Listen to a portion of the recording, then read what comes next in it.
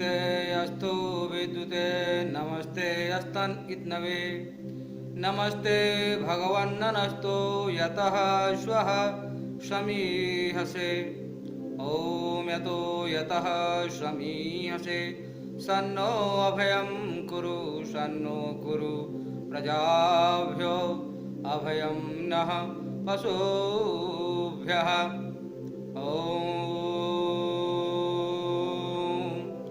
शिरो मे श्रीरायसः मुखं त्रिशिकेशाश्च मे क्षमाशृणु राजा मे प्राणोय अमृतं गं सम्राट चक्षुर्विराट श्रोत्रम।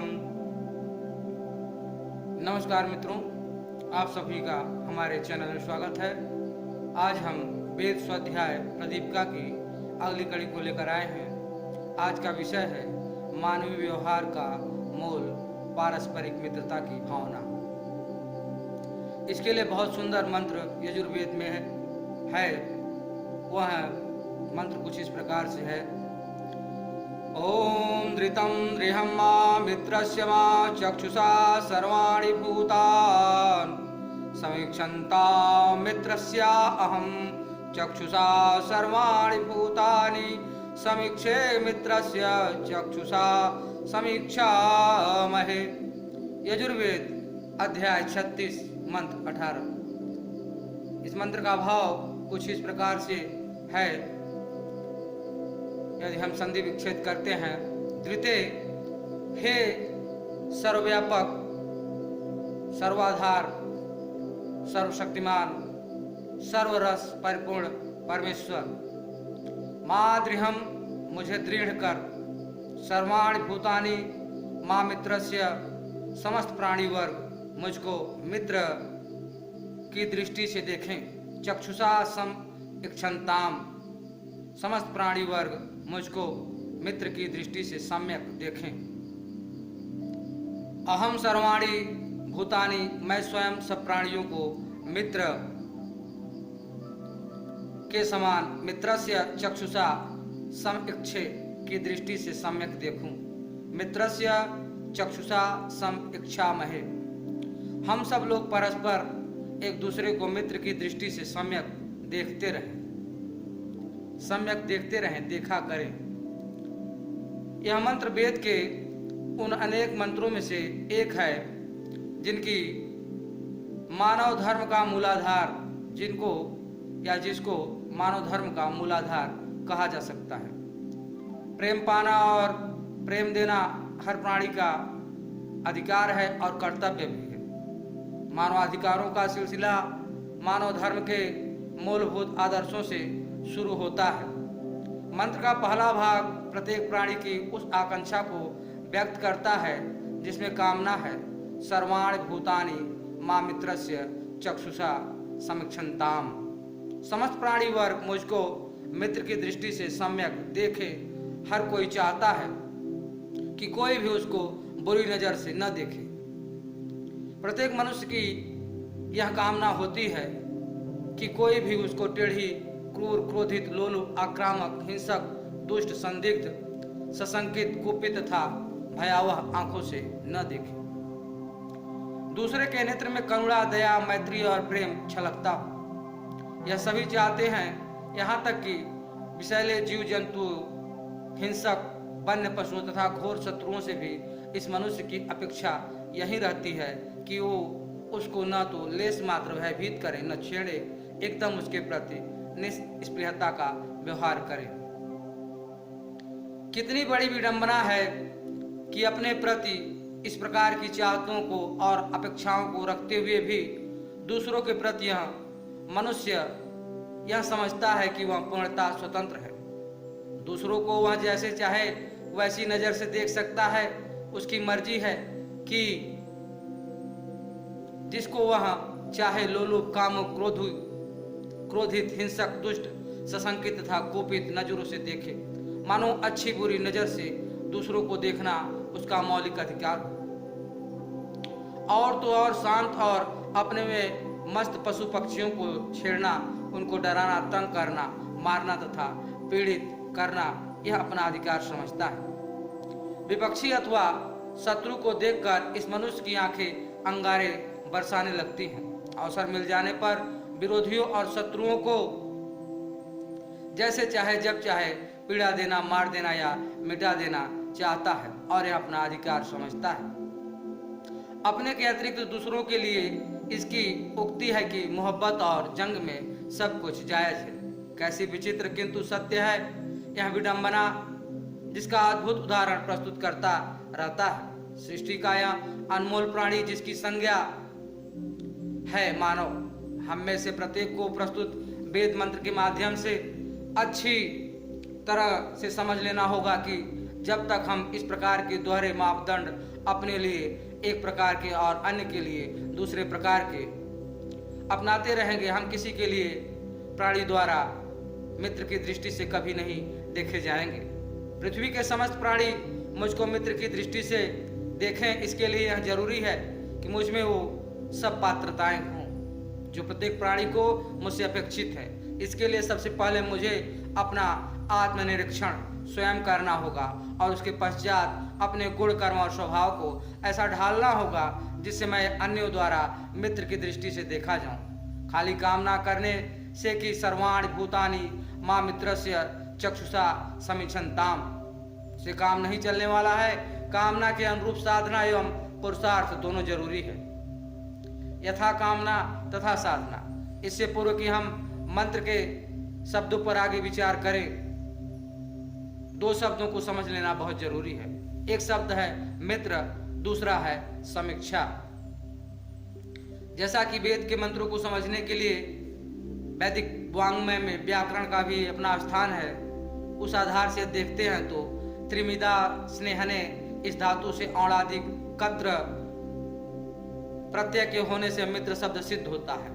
मेद्यति स्नेहति स्नेहते वा स मित्र, जो सबसे स्नेह करने और सबको प्रीति करने योग्य है उसका नाम मित्र है। इस प्रकार जो सुहृदय स्नेही हितैषी उपकारक सखा है उसका नाम मित्र है। कहते हैं सख्यता समान ख्याति वाले के साथ होती है, दोस्ती हम जिनके साथ होती है।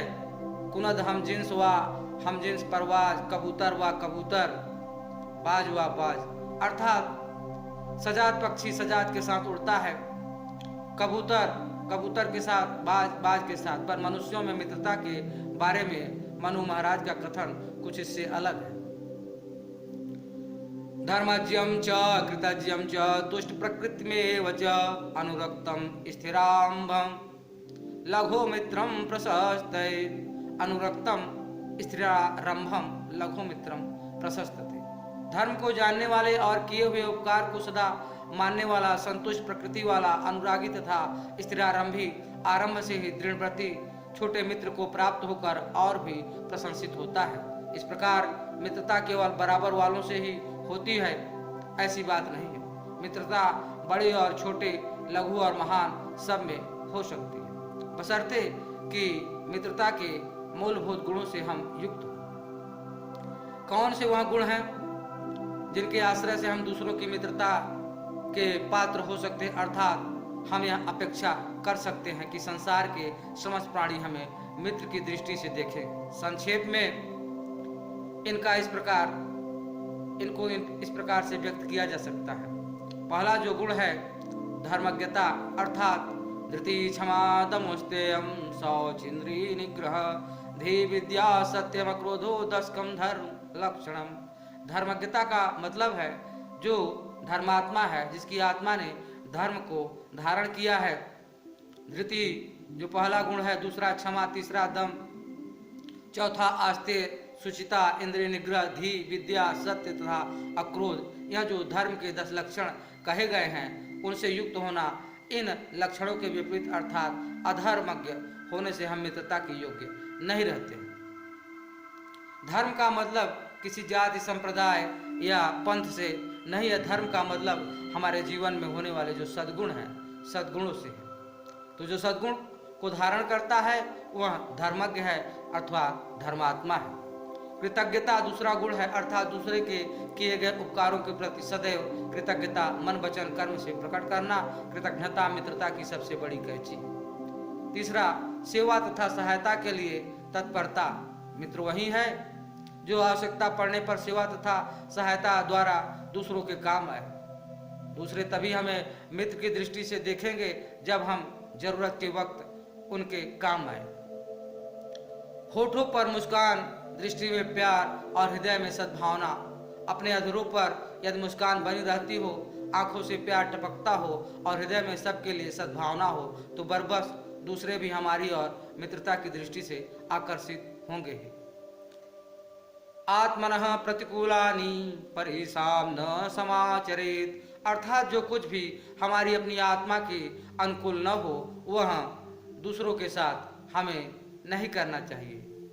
सब कुछ मन वचन कर्म से दूसरों के प्रति व्यवहारित हम न करें जो व्यवहार हम अपने लिए पसंद नहीं करते। वही व्यवहार दूसरों के प्रति भी हम न करें, तभी हम दूसरों की मित्रता के पात्र बन सकेंगे। दूसरा महत्वपूर्ण शब्द है समीक्षा। मंत्र में यह 3 रूपों में आया है, समीक्षन्ताम, समीक्षे, समीक्षामहे। समीक्षा का अर्थ केवल सम्यक देखना ही नहीं, वरन मीमांसा करना, विचार करना, चिंतन करना, मनन करना भी है।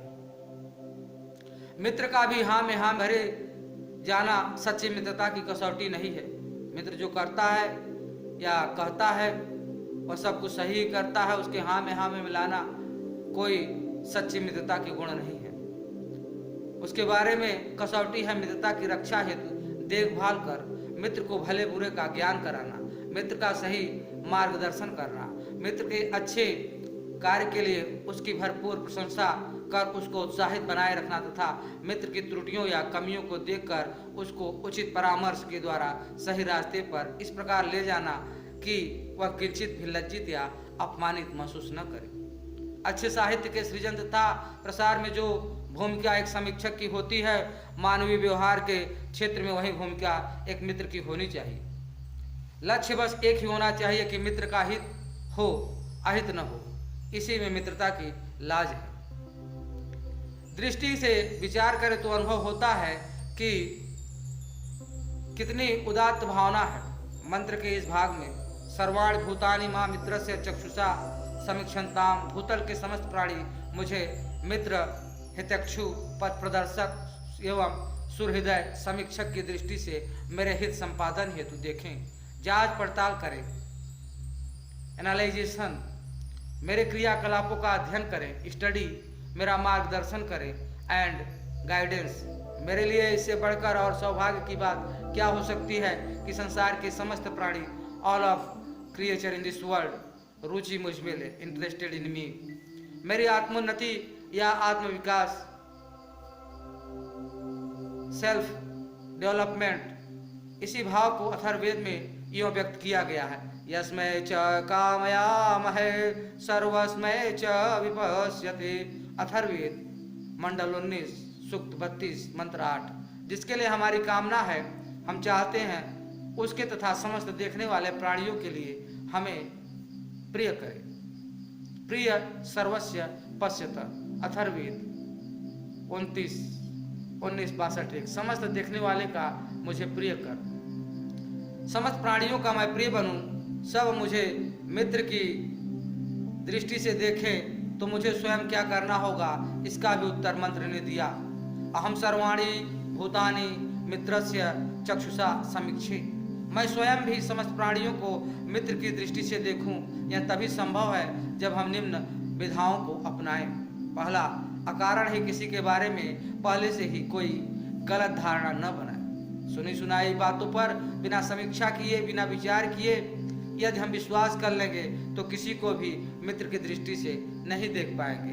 किसी से मिलें तो मधुरता से, बिछड़े तो मधुरता से, बोले तो मधुरता से, कटुता से मित्रता नहीं प्राप्त की जा सकती। वेद का निर्देश है, मधु मन में निक्रमणम, मधु मन में परायणम, वाचा बदामी मधु मद भूयासम मधुम संदृशः। अथर्ववेद 1:34-3। मधुर हो मेरा मिलन, मधुर हो मेरा परायण, वाणी से बोलूं मधुर, हो जाऊं मधु सम्मधुर। मित्र की दृष्टि के लिए मधुरता परमावश्यक है। तीसरा गुण है, दूसरों में रुचि ले, बनावटी नहीं। वास्तविक अपने आप को योग्य सेवा के लिए प्रस्तुत करने में संकोच न करें। कोई कितनी भी क्षुद्र, अकिंचन, छोटा और वैभवहीन क्यों न हो, हम उसको मानवीय आधार पर यही अनुभव कराएं कि हमारे लिए उसका अपना महत्व है। प्रत्येक को अपनी इज्जत प्यारी होती है। मित्र की दृष्टि से देखने के लिए हमें प्रत्येक व्यक्ति को वह इज्जत देनी ही चाहिए जिसका वह हकदार है। 5वां गुण है, मित्र की दृष्टि से देखने के लिए यह जरूरी है कि हम एक अच्छे सुनने वाले हों। दूसरों को अधिक से अधिक उनके बारे में कहने तथा बोलने का मौका दें और जो कुछ अन्य अपने विषय में कहें उसको हम ध्यान से सुनें, ठीक से सुन लें। हम दूसरों का दुख दर्द समझें, काफी हद तक बांटकर मित्रता का आधार सुदृढ़ कर लेते हैं। 6वां गुण है, मर्यादित तथा अवसरोचित सलाह, सहायता तथा सेवा प्रदान करने को तत्पर रहें। जरूरत के वक्त यदि हम किसी के काम किसी अच्छे उद्देश्य के लिए आ सकते हैं तो जरूर आवें। मित्रता की परख इसी में है। अच्छे कार्यों तथा उनके कुशलता के संपादन के लिए दूसरों की निष्कपटता तथा पूर्ण सद्भावना से खुलकर प्रशंसा करें। दूसरों में कमियां नहीं, गुणों को देखने की आदत डालें और यह एहसास दूसरों को पूरी ईमानदारी और नेक नीयति से कराएं कि हम उनके इन गुणों की हार्दिक कद्र करते हैं। चाटुकारिता, तेल मालिश तथा चिकनी चुपड़ी बातें एवं अतिरंजित अथवा अतिशयोक्ति प्रशंसा करने से बचें। सच्ची मित्रता की दृष्टि से इनका कोई महत्व नहीं। हमें मित्र की दृष्टि से प्रत्येक को देखना है, एक खुशामदी, चापलूस, चाटुकार तथा पराश्रयी की दृष्टि से नहीं। जो व्यवहार हम अपने लिए पसंद नहीं करते हैं वैसा ही व्यवहार हम दूसरे के प्रति न करें। यहाँ कुछ बातें हैं जिनको अपनाने से प्रत्येक को मित्र की दृष्टि से देखने की हमारी प्रवृत्ति हो जाती है।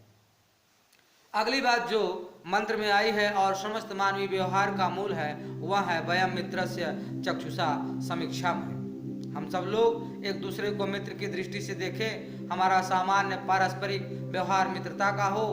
हम सब मनुष्यों के नाते सामाजिक प्राणी हैं। प्रत्येक प्राणी अपनी सामान्य सी आवश्यकताओं की पूर्ति के लिए दूसरों पर निर्भर है और दूसरे हम पर। सारा सृष्टि क्रम परस्पर इंटरडिपेंडेंस के सिद्धांत पर आधारित है।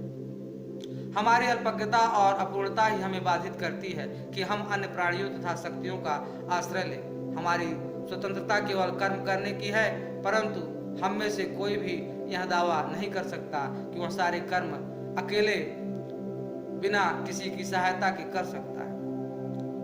इसी प्रकार व्यक्तिगत नियमों तथा उनके पालन में हम स्वाधीन हो सकते हैं, परंतु सब मनुष्यों को सामाजिक सर्वहितकारी नियमों के पालन में पराधीन होना ही पड़ता है।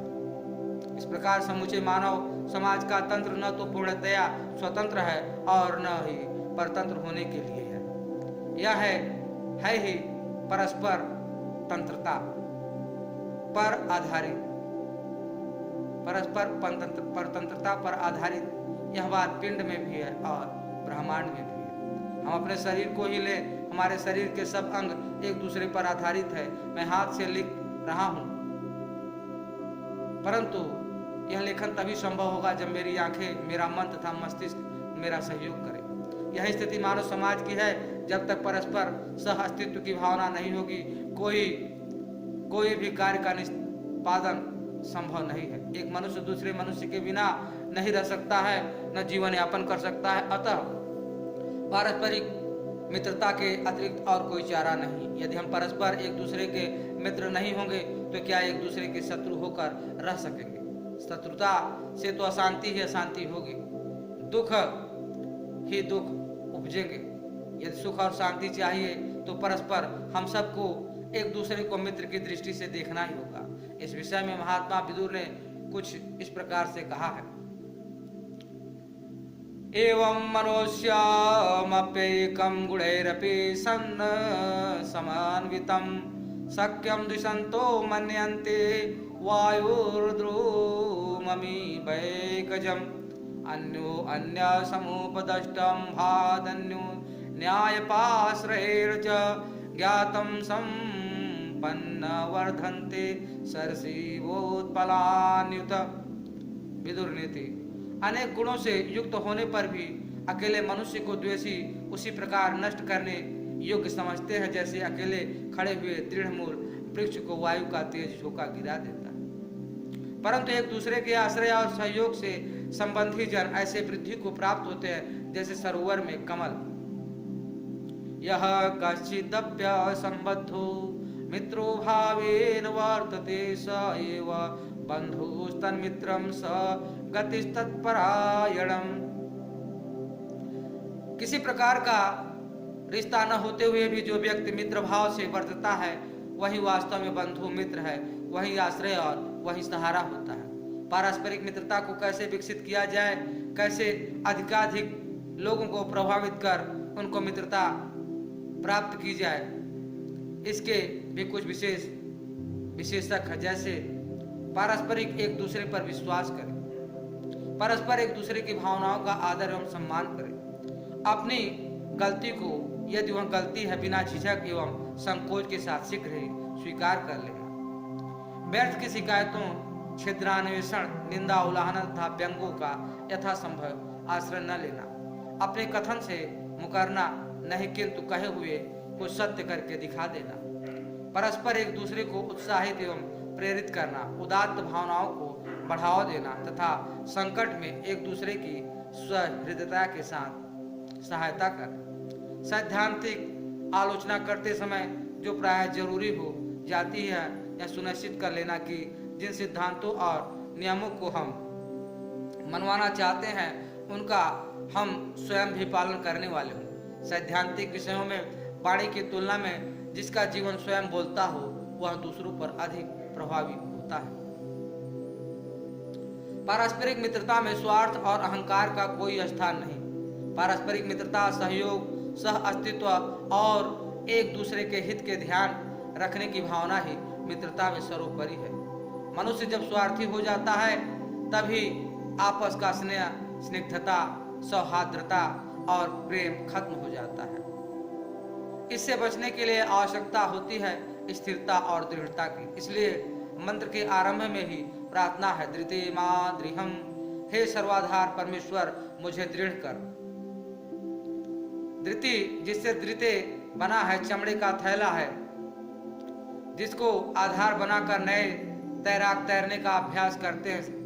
तरल पदार्थ जैसे तैल आदि रखने के लिए भी कहीं कहीं इस प्रकार के थैलों का उपयोग किया जाता है। अतः धृते में मूल भावना है आधार की, जिससे तरल पदार्थ सुरक्षित रहे अथवा जो प्रयोगी को सुरक्षा प्रदान कर सके। प्रेम के मामले में वह प्रेममय प्रभु ही सबका आधार है और व्यापक और नित्य भी वही प्रभु है। अत्यंत श्रेष्ठ और वर्णी एवं इस आत्मा का युज सखा होने के कारण वही प्रभु वरुण और मित्र है। सर्वव्यापक होने के कारण वही प्रभु मुझ में, तुझ में और सब में समाया हुआ है।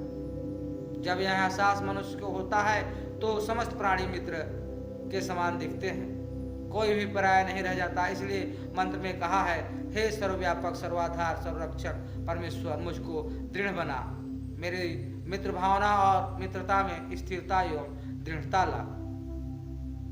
वस्तुतः संसार में उससे बढ़कर सुखी कोई नहीं जिसके सब मित्र हों, शत्रु कोई नहीं, परमात्मा जिसका परम सखा हो और जीवन में सर्वा आसाम मित्रम भवन्तु। अथर्ववेद।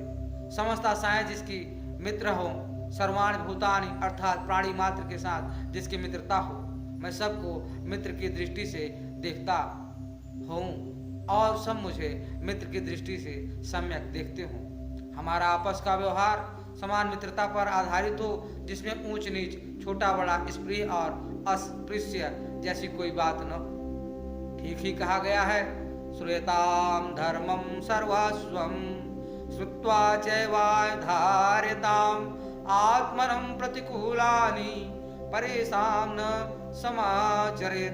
धर्म का सर्वस्वसार सुनो, सुनकर धारण करो, अपनी आत्मा के प्रतिकूल व्यवहार करो, किसी से न करो। मित्रता की दृष्टि से देखने और देखे जाने का सार इसी में है। आशा करता हूँ कि आप मंत्र के भाव को समझेंगे और अपने जीवन को और आनंदित करेंगे। इसी प्रकार के और विषयों पर विचार सुनने के लिए, समझने के लिए, ज्ञान अर्जन के